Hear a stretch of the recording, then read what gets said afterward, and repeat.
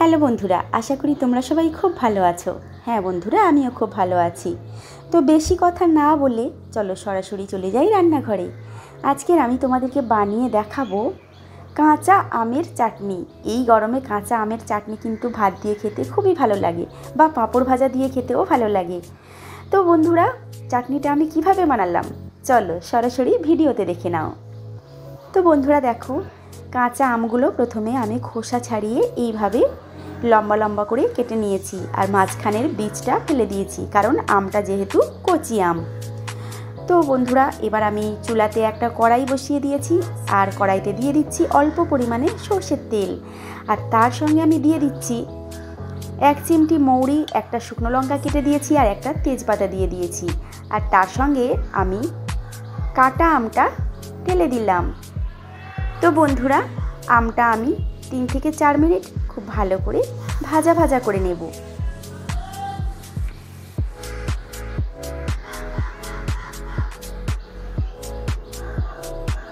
বন্ধুরা, আমটা ভাজার সময় কিন্তু আমি একটু নুন হলুদ দিয়ে দেব। আমি অল্প পরিমাণে হলুদ দিচ্ছি, আর অল্প পরিমাণে নুন দিয়ে দেব।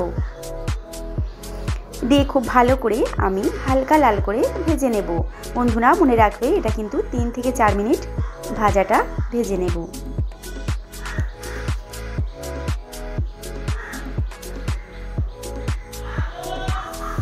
তো বন্ধুরা দেখো, ভাজাটা এরকম হয়েছে মোটামুটি। এখন আমি এর সঙ্গে অ্যাড করছি 1 গ্লাস জল। জলটা দিয়ে ভালো করে আমি নাড়িয়ে দিয়ে 10 থেকে 15 মিনিটের জন্য আমি এটাকে ঢেকে রেখে দেব। আমগুলো সিদ্ধ হতে দেব। বন্ধুরা 10-15 মিনিট পরে ফিরে এসেছি। আমগুলো দেখা যাক সিদ্ধ হয়েছে কিনা। আমগুলো একদম পুরোপুরি সিদ্ধ হয়ে গেছে।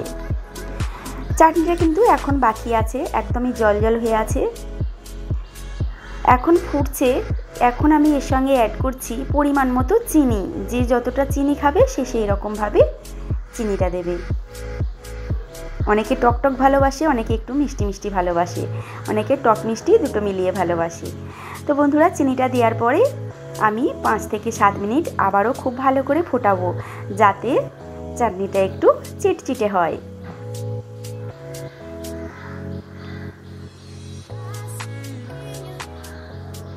বন্ধুরা বারবার এরকমভাবে আমি নাড়াতে থাকবো।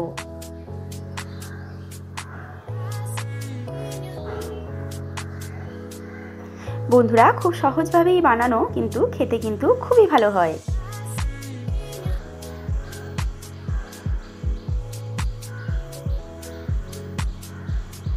এখন কিন্তু হয়নি, চাটনিটা একদম জল জল হয়ে আছে দেখো, মানে আমাকে আরেকটু ফোটাতে হবে।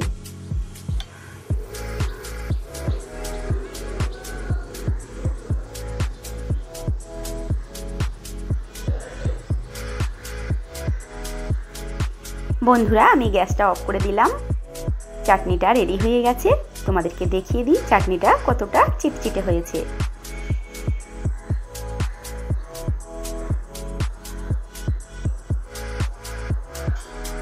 বন্ধুরা দেখো, হালকা চিট এসে গেছে।